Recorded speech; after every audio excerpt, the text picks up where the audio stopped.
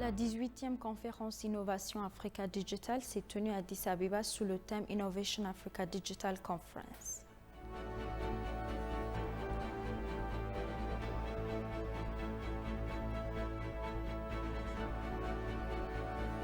La Commission éthiopienne d'investissement exhorte l'Éthiopie à continuer de profiter du marché de l'AGOA.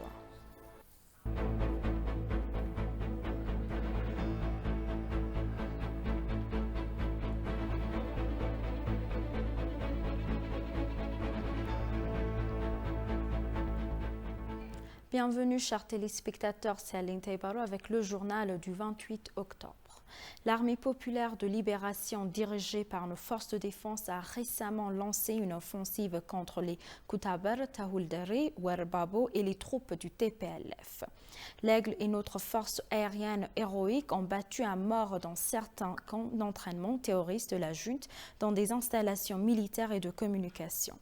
La force de la junte est morte, blessée et prise en captivité.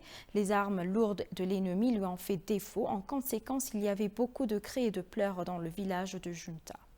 Le groupe ennemi s'est vanté auprès des coureurs qu'il serait à Addis Abeba dans 2 semaines, mais le rêve s'est transformé en cauchemar par la lutte des braves enfants éthiopiens. Quand ils perdent ce qu'ils aiment, ils choisissent ce qu'ils détestent. D'un côté, il a dit que la guerre est finie et qu'il va abandonner sa défense. Les cris des vautours indiquent le nombre des morts. Cela a renforcé son unité et sa solidarité. Maintenant, notre armée se concentre sur le processus. Le gouvernement appelle tout notre peuple, en particulier les jeunes, à écrire une histoire qui préservera la survie, la dignité et la souveraineté de notre peuple en renforçant la lutte que vous menez, car la solution clé est de mobiliser, repousser et enterrer le troupe envahisseur. Aux habitants du Tigray, le gouvernement vous appelle à plusieurs reprises, mères et pères, à vous lever et à défendre votre pays afin que vous ne jeûnez pas la prochaine génération au nom de quelques cauchemars. Si le pneu est trop bruyant, c'est un signe d'essoufflement. Les épines qui transportent l'eau se rattraperont. Il n'est cependant pas surprenant que la junte doive faire tout ce qu'il faut pour me sauver.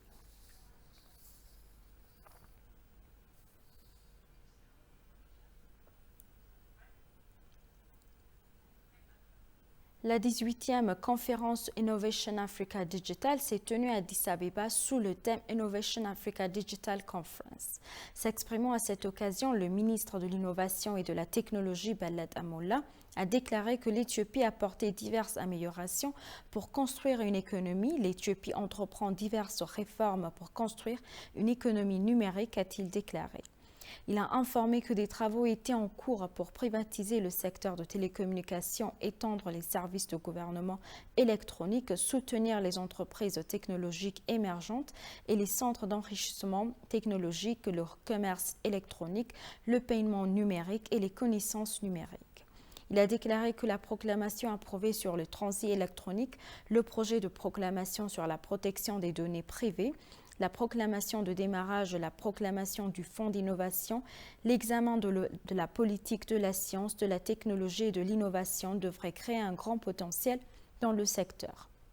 Tariq Malik, directeur général d'Extension Limited qui conseille les TIC et les télécommunications, a déclaré que les pays africains doivent se concentrer sur l'amélioration du secteur du TIC pour atteindre les objectifs de développement durable. Il a déclaré que la conférence discutera les cadres juridiques, des infrastructures, des entreprises innovantes et de l'inclusion. La conférence est conçue pour numériser l'Afrique et faire une priorité dans divers secteurs et échanger des expériences. La conférence a été organisée par le ministère de l'Innovation et de la Technologie en collaboration avec Extension. Selon le ministère de l'Innovation et de la Technologie, la conférence des 2 jours réunira des hauts fonctionnaires des divers pays africains, des chefs d'institutions technologiques, des représentants de l'UIKID, des représentants d'ambassades et des invités.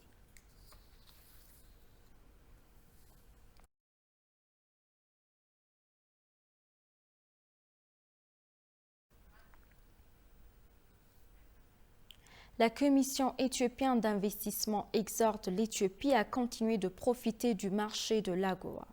La Commission éthiopienne d'investissement a appelé l'Éthiopie à poursuivre son soutien à l'AGOA américaine. La commissaire Liz Neme s'entretient avec la représentante commerciale de l'ambassade des États-Unis en Éthiopie, mademoiselle Yasewi Pai. L'AGOA est un accord qui permet aux pays africains d'importer leurs produits en franchise de droit et sous quota aux États-Unis et en vigueur depuis 2002. Bien que certains lobbyistes aux États-Unis désirent que l'Amérique expulse l'Éthiopie de l'AGOA, affirmant que le gouvernement commet des violations des droits humains, mais la diaspora éthiopienne aux États-Unis essaye de faire en sorte que l'Éthiopie en profite.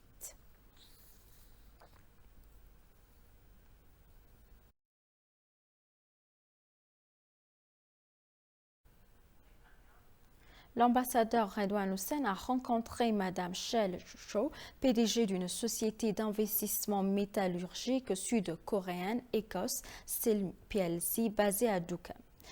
Mme Shell Cho a partagé son expérience d'investissement en Éthiopie et a exprimé sa confiance pour résoudre les problèmes avec le soutien des organismes gouvernementaux concernés.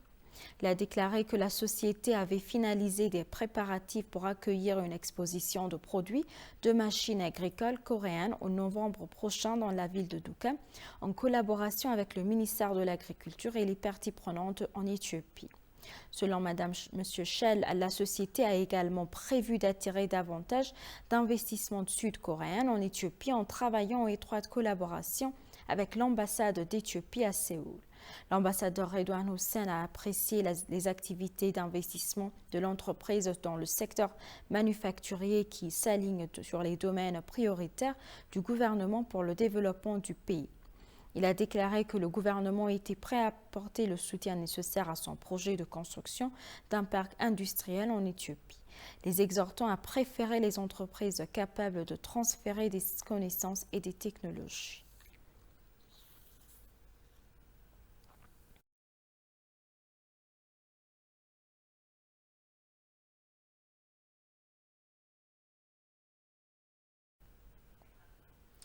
Hermela Ragawi, une journaliste de CBS, a déclaré que le reportage biaisé des médias occidentaux sur l'Éthiopie est un signe qu'ils sont la voix du terroriste TPLF. Dans une interview sur l'actualité en Éthiopie, la journaliste Hermela Ragawi a critiqué les médias occidentaux pour leur reportage sans fondation. Elle a déclaré que les terroristes TPLF menaient une guerre ouverte contre les États voisins, tuant de nombreuses personnes, détruisant des biens et perturbant les efforts humanitaires. Mais les médias occidentaux tels que le New York Times ont ignoré les atrocités du groupe terroriste. Elle a déclaré que le groupe terroriste, le TPLF, est un problème pour la population du Tigray, car il a déployé des centaines de véhicules transportant de l'aide humanitaire dans la région. En conséquence, les médias occidentaux ont ignoré les réalités du terrain et restent la voix du terroriste TPLF. Le récent rapport de CNN sur la famine au Tigray indique qu'il a reçu des fausses informations de la part d'activistes et de sympathisants du TPLF et non de l'État de la région. La journaliste Hermela a ajouté que les habitants de la région du Tigray sont désormais incapables de faire entendre leur voix car leur voix était réprimée par le groupe terroriste.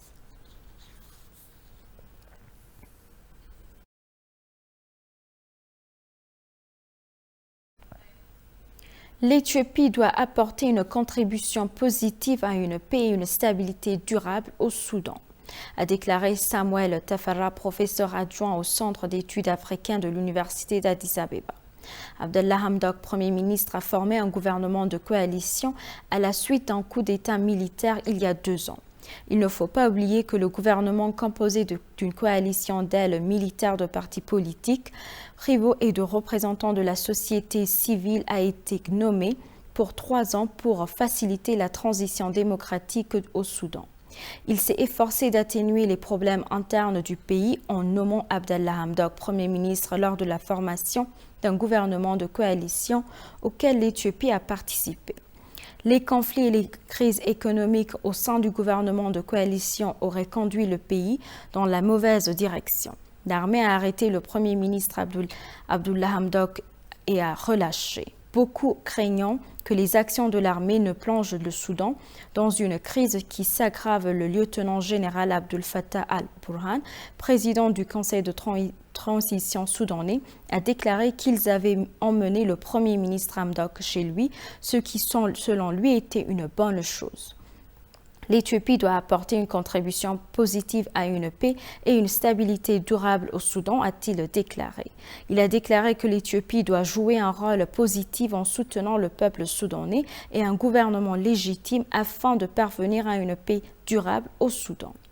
L'Éthiopie doit s'acquitter de sa responsabilité de maintenir l'amitié de longue date entre les deux peuples, a-t-il déclaré. Il a souligné le besoin de la paix et de stabilité en Afrique de l'Est et le besoin de paix pour assurer la prospérité.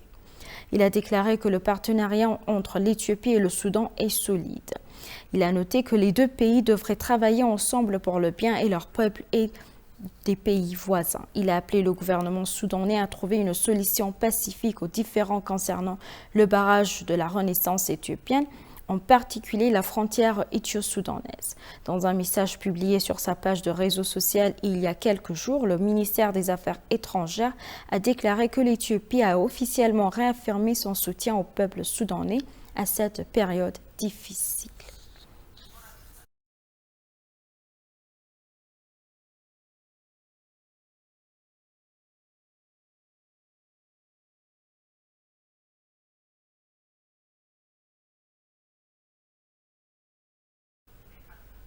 L'AVC est responsable de 6,23% de tous les décès en Éthiopie chaque année. La semaine de l'AVC sera célébrée en Éthiopie pour la première fois cette semaine avec divers programmes. Le ministre d'État de la Santé, Dr Darajé Dougouma, a déclaré l'AVC est l'une des maladies les plus mortelles au monde. Chaque année, 13,7 millions de personnes dans le monde meurent d'un AVC et plus de 5 millions de personnes meurent chaque année, a-t-il déclaré. Il a déclaré que 6,23% des décès annuels en Éthiopie sont dus à un accident vasculaire cérébral. Il a souligné la nécessité pour la communauté d'être conscient de la maladie et de se protéger.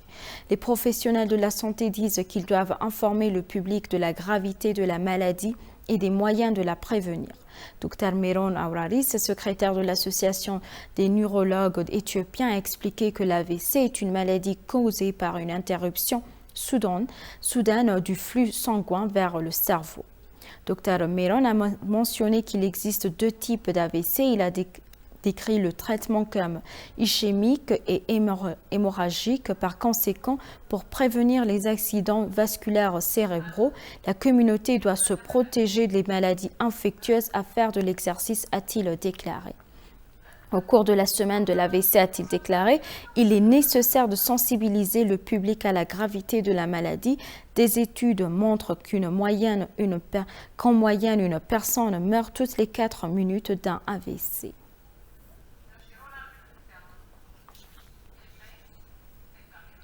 Chers téléspectateurs, nous vous rappelons les titres principaux. La 18e conférence Innovation Africa Digital s'est tenue à Addis Abeba sous le thème Innovation Africa Digital Conference.